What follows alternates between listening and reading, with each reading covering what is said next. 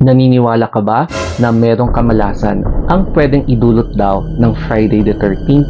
Kaya ang daming natatakot sa date na ito na mangyayari bukas, December 13, 2024. Pero meron din palang swerte ang pwedeng maidulot sa Friday the 13th, December 13, 2024. At eto na yung top 5. Number 1 is biglaan or advance 13-month pay. Kaya ngayong Friday the 13th, payday, ihanda nyo na yung buhok nyo para maipagpariband nyo na.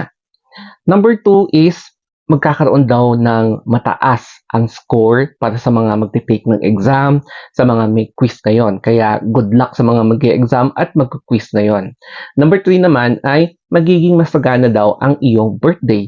So kahit na hindi bongga yung handaan nyo, magkakaroon ka daw ng maraming blessing, maraming gifts. Ayan. So happy birthday nga pala sa mga ipinanganak ng December 13 kahit na anong taon